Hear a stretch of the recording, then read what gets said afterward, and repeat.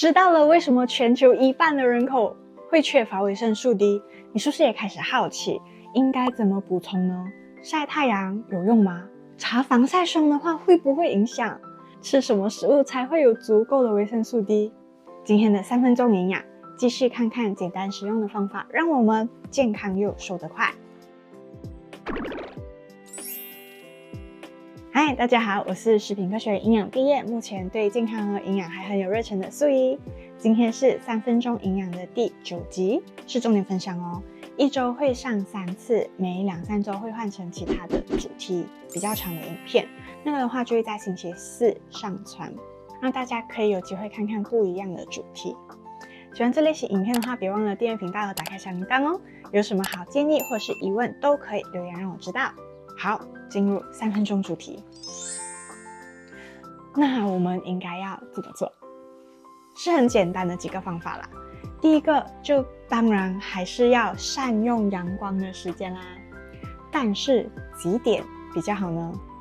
在解答之前，上2集之前我有说到维生素 D 要在早上要晒早上的太阳，但是我这里要纠正一下。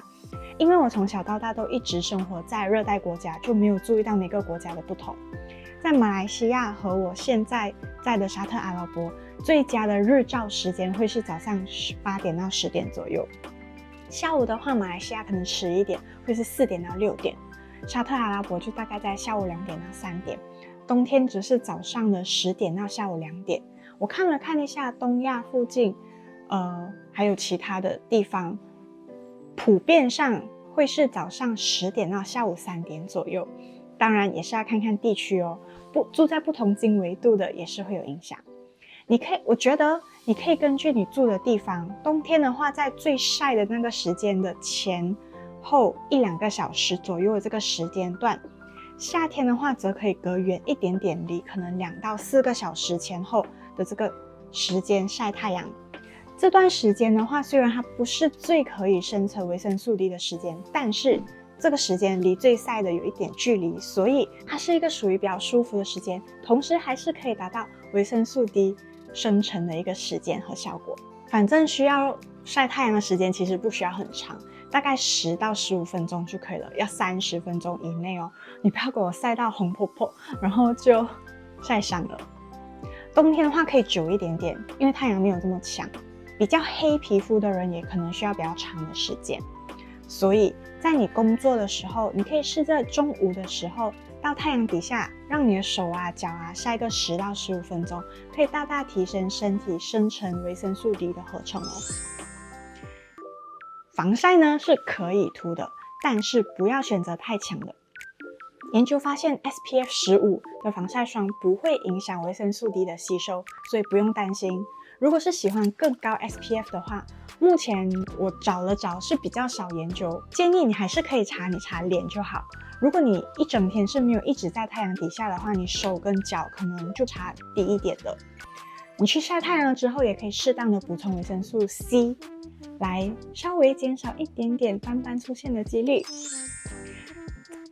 再来就是要吃对食物啦，尤其是冬天的时候，更加建议要多从食物中摄取维生素 D 哦。一份根据日本老年人的研究发现，在冬天的时候，当他们1周摄取4次鱼类的人，比1周只摄取1到3次的人的维生素 D 浓度高了10个 mmol/L。一天我讲需要50嘛，上周讲到，所以10是还蛮多的。夏天的时候，因为有足够的阳光，所以就没有什么太大的差别。过多的晒太阳或是摄取维生素 D， 当你身体有足够了之后，它其实就没有什么影响，没有什么差别了，它只会把它做成身体不需要的东西。食物的选择可以多考虑深海鱼，如三文鱼、青鱼，动物的肝脏、蛋黄、乳制品、菇类，还有可以选择有另外添加维生素 D 的 fortified food，中文好像叫营养强化食品，比如添加了维生素 D 的牛奶，强化牛奶。补充剂是后备方案。如果你发现你自己真的很少晒太阳，工作时间就是你出门放工都是看不到阳光的，或者你住在比较高纬度的地区，阳光真的比较少，补充剂是一个很好的选择哦。建议选择含有维生素 D3 的产品，吸收率效果会更好。但是它是动物来源，所以如果素食者的话，就可能看看你会比较喜欢哪一种了。但是不要补充过量哦，避免一堆过量的后果。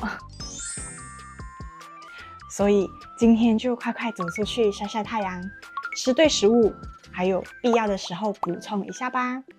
这样不仅可以强化我们的骨骼和免疫力，让你心情开心，还可以帮助我们更有效的提升你的减肥效果哦。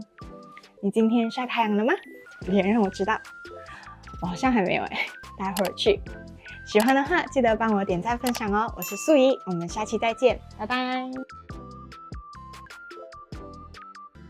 你订阅了吗？